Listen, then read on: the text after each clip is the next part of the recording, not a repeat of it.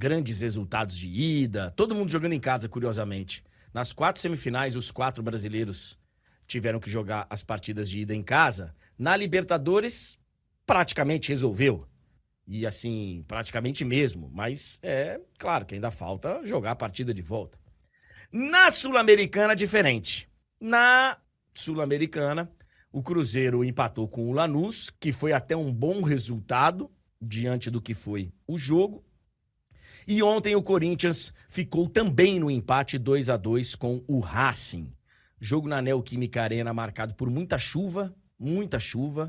Acabou dificultando ali um pouquinho a qualidade do jogo. E mais uma vez o Corinthians saindo atrás do marcador, tendo que correr atrás do resultado. Chegou a virar a partida. Grande atuação do Yuri Alberto. Mais uma vez. O Yuri Alberto teve aquele início de ano meio conturbado. E lá teve aquele episódio com o Mano, que inclusive a gente estava transmitindo o jogo no dia. Mas, cara, o Yuri Alberto... É porque hoje ele tá num Corinthians que... Pô, o Corinthians tá num momento que é muito delicado. Mas se tivesse o Yuri Alberto jogando num time aí, Atlético Mineiro, Botafogo, Palmeiras, os times né, que estivessem brigando em cima, o nome dele estaria sendo ventilado para a seleção brasileira, assim, mas com tranquilidade. E ontem foram 2 golaços. Aliás, ontem foram 3 golaços na partida, porque os 2 do Yuri Alberto foram muito bonitos, um deles com a jogada do Memphis maravilhosa, e um totozinho por cobertura. E o golaço também que fez o Martirena do Racing, o segundo gol do empate, foi fantástico também. Agora ontem, mais uma vez... Foi legal também, André. O primeiro Cara, é verdade. É o gol que o cara... A bola parece até que pega na canela dele, né? Gol de rara inteligência ali. Por cobertura do Hugo Souza. Você tem razão. E a galera aqui do chat também me chamou a atenção. Os 4 foram golaços. Os 4. Foram realmente gols muito bonitos. Ontem na Neoquímica Arena. E aí, mais uma vez, ô Túlio, eu acho que a gente pode questionar bastante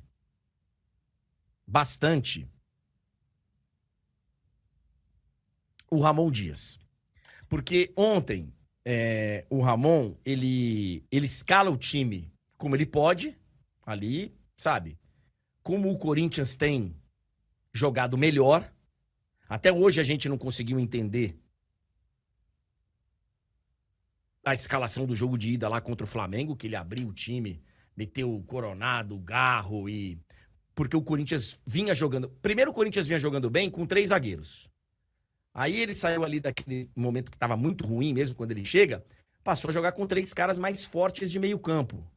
E aí naquele jogo lá contra o Flamengo, no Maracanã, com o novo treinador, ele abriu o time. Não deu pra entender. E o Corinthians tomou um vareio. E ontem ele começa ali com 3 jogadores de marcação. E aí depois, quando machuca o Martínez, ele coloca o Romero. E aí, velho, eu não entendi. Ninguém entendeu a alteração que ele fez.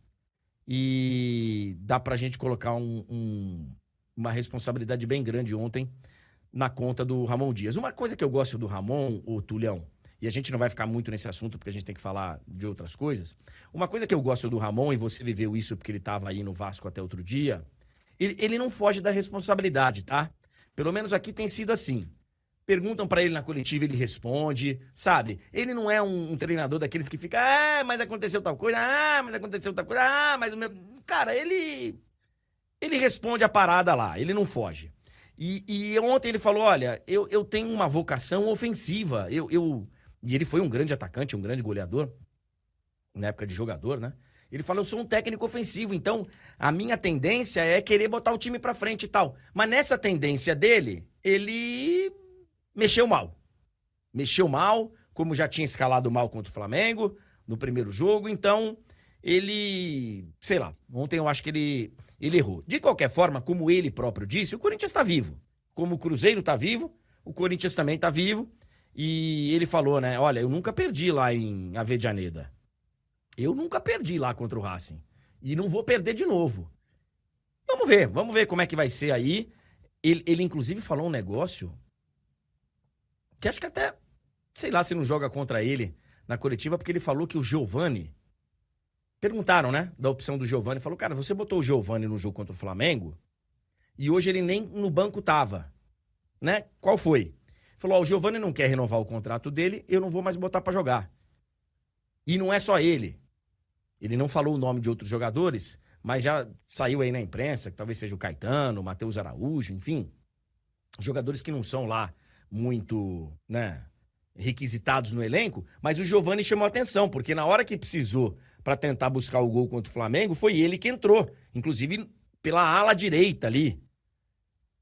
Sendo que você tinha o Fagner, inclusive, que é lateral, mas é um cara ofensivo, que chega na frente. E aí, o Túlio, ele explanou, ele falou, ó, o cara não quer renovar, não vou botar pra jogar. Só que aí, eu fico sem entender. Primeira coisa, o contrato dele vai até julho de 2025. O contrato dele não termina agora, como o dos outros, que já podem assinar um pré-contrato e tal. Ele ainda tem um tempão pela frente.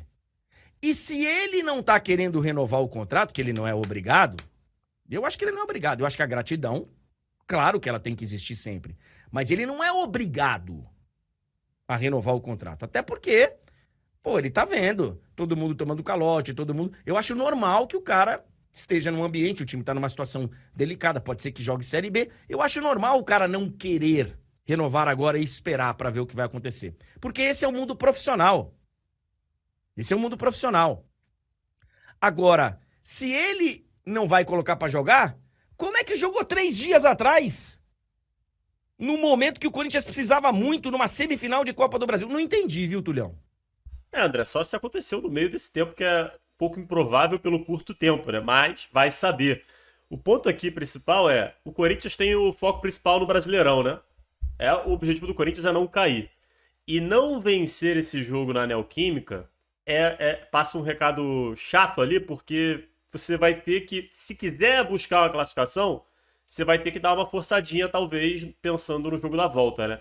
Então, o Corinthians agora tem confronto contra o Cuiabá na segunda-feira. O Cuiabá agora já estava numa situação desesperadora, agora ainda mais, porque perdeu o jogo que tinha menos, né? Era meio que a esperança ali do Cuiabá, né? Para sonhar com alguma coisa. Então, o Corinthians tem ali, para quem sabe, afundar o Cuiabá de vez e voltar a respirar no Brasileirão. Eu acho que é isso que o Corinthians tem que pensar. Agora é hora de virar a chave, André. Beleza, poderia ter tido um resultado melhor? Poderia. Mas volta a pensar no Racing quando for hora de pensar no Racing. Agora é focar no Brasileirão, o principal objetivo é esse. Porque a gente já fez esse alerta antes, né?